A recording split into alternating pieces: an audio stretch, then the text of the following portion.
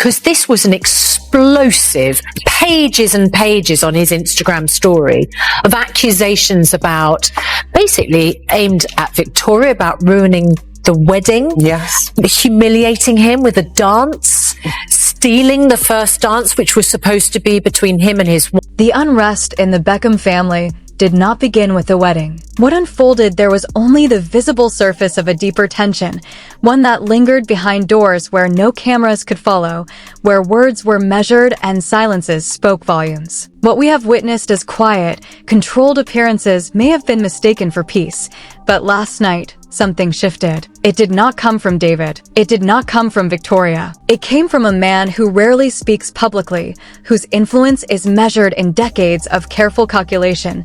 Nelson Peltz, Nicola Peltz's father. Those close to the situation describe it as a moment of quiet rupture, a subtle realignment that carried weight beyond what anyone could see. At the center stands Brooklyn Beckham, once the golden son of one of the world's most meticulously curated legacies, now moving within the orbit of a different, uncompromising power. For years, his life was structured by discipline, expectation, and public scrutiny. Every gesture observed, every word noted. Now he inhabits an environment where legacy is weighed in strategy, influence, and foresight rather than in tradition or image. The collision of these worlds is not loud. It is precise, deliberate, and unyielding. Those who observe closely note a shift in tone and presence. A glance, a word carefully chosen, a quiet concern expressed in private, small gestures, but gestures that resonate profoundly in rooms where leverage is currency. Brooklyn's path has been varied: photography, culinary endeavors,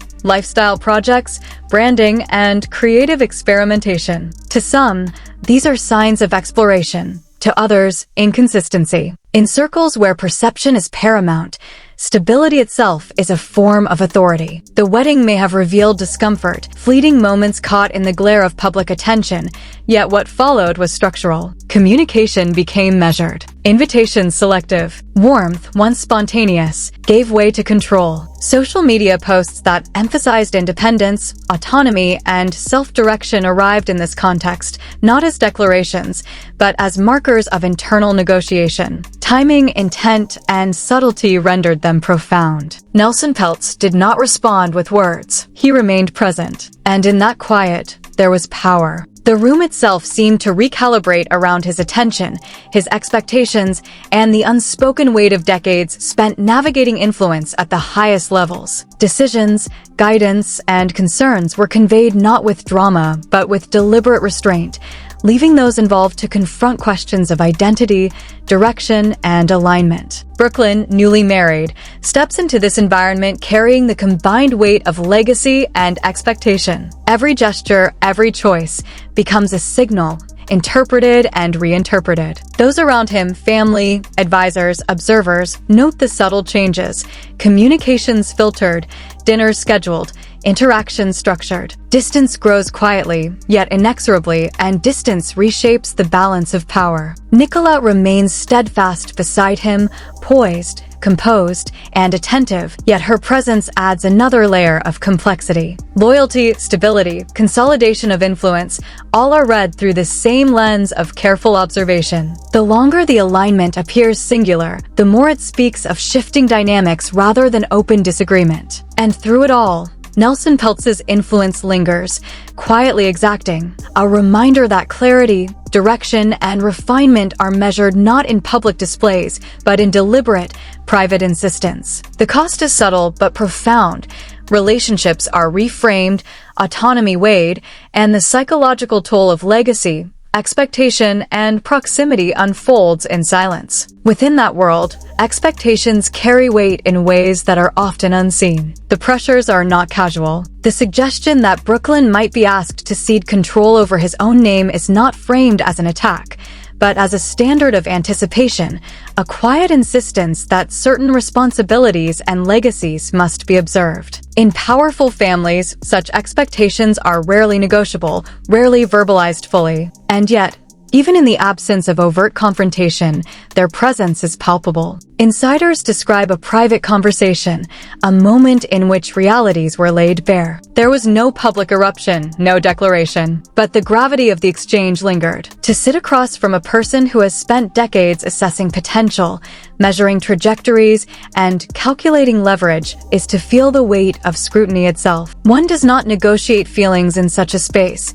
One negotiates identity, strategy, alignment. What followed was subtle but unmistakable. Brooklyn's public affirmations of independence, his insistence on choice, on self-direction, on agency. To emphasize these so forcefully is rarely without cause. It suggests that these very qualities were under consideration, quietly questioned behind closed doors. The question that emerges is not of drama but of selfhood.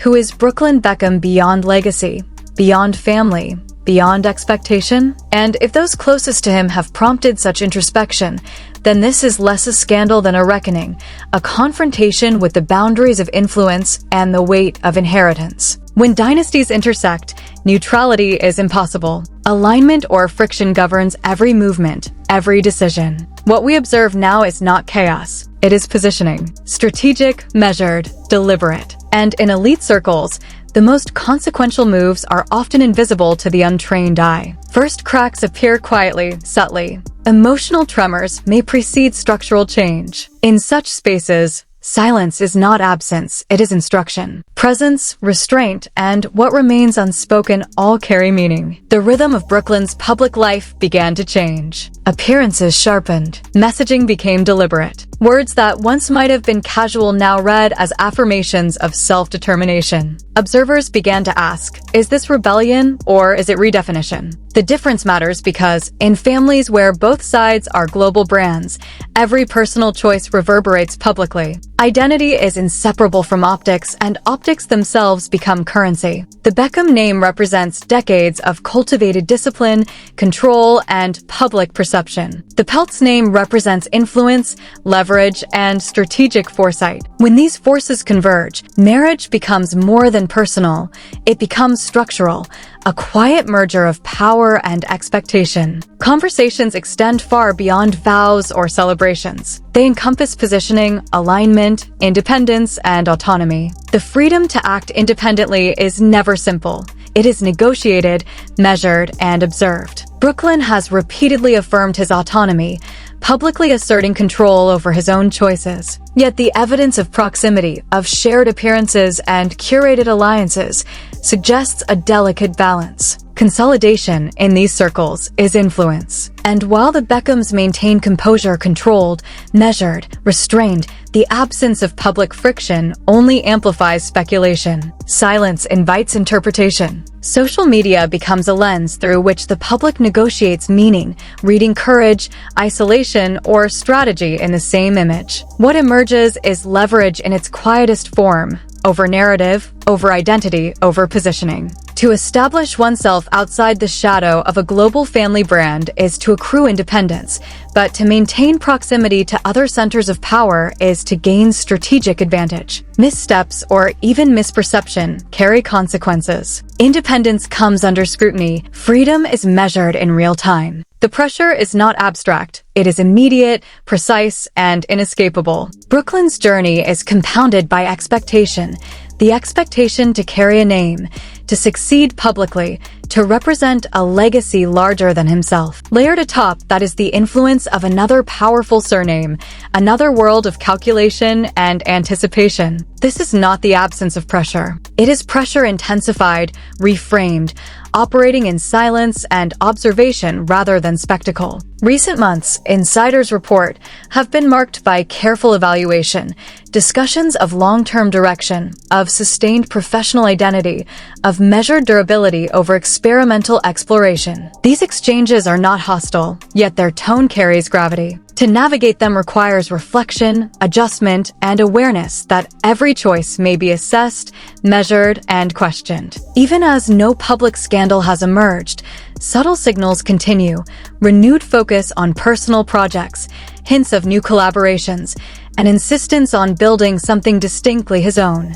Repetition of this emphasis of his own speaks not to pride, but to vigilance, to the recognition that ownership is examined, and that autonomy in such a world must be continuously defended. Observers note a quiet consistency among the Beckham siblings. In public, they remain aligned with their parents, presenting unified appearances, measured expressions, and consistent tone. No fractures are visible, and yet it is precisely this uniformity that draws attention. If the environment were restrictive, why does only one departure appear evident? If the marriage is guided purely by affection, why do the structural adjustments feel deliberate, almost strategic? These are not accusations, they are questions. And in situations like this, questions can reveal as much as any statement. Meanwhile, Nicola Peltz maintains his characteristic stillness. No commentary, no display of emotion, just presence, observed, unyielding, as the narrative around him continues to evolve. In high-level business psychology,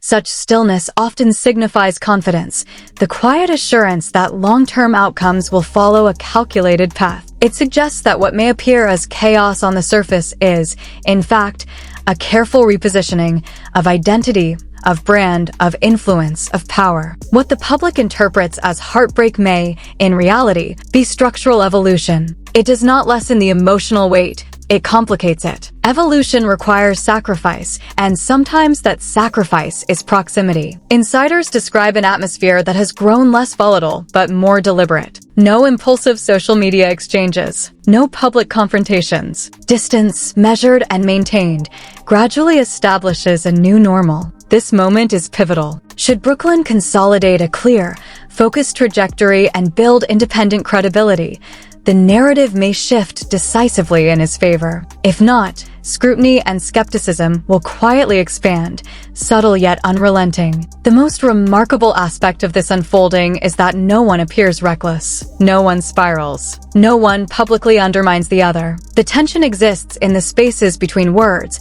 in choices that are strategic rather than reactive. Strategy unfolds slowly. Scandal burns quickly. What is unfolding is not collapse, it is calculated movement. Every gesture deliberate. Every silence intentional. If public statements are interpreted less as confrontation and more as assertion of clarity, the story is no longer about who triumphs, but who defines the narrative that follows. In dynasties such as this, history does not remember arguments. It remembers positioning. And positioning is happening now. Quietly, behind curated smiles, behind carefully captioned images, behind composed public appearances, a recalibration is taking place. Precise, controlled, inexorable. Behind the scenes, the stakes are structural. Power players whisper. Advisors adjust strategies. Legal counsel reviews options. Financial portfolios are reassessed. In such spaces, silence is never random. It is a signal. Private meetings unfold, tense, discreet, unrecorded. Discussions focus on loyalty,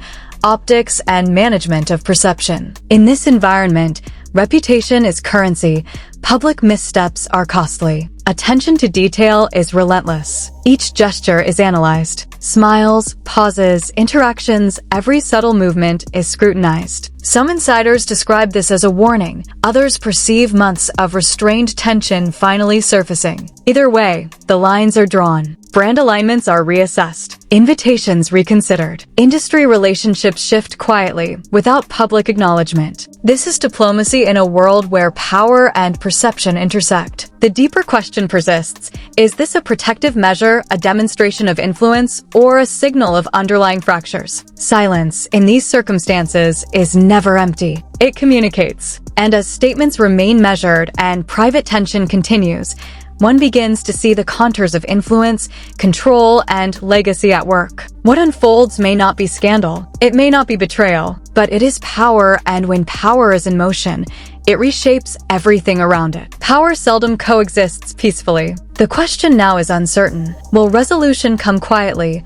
behind closed doors and private walls, or will the tension extend outward, measured, deliberate, a careful negotiation played across public and private arenas? The ripple has already begun. When a figure of immense influence signals a boundary, the world cannot unsee it. This is not accidental. Every statement, every gesture is intentional. The meaning is layered, directed, and often opaque. To whom is it addressed? To the family? To the legacy? To the world watching? Is it caution, a final assertion, or a subtle declaration of control? The answers are not spoken. They exist in the spaces between actions, in silences, in the adjustments that follow. Observers must look beyond the surface. This is not a moment of drama alone.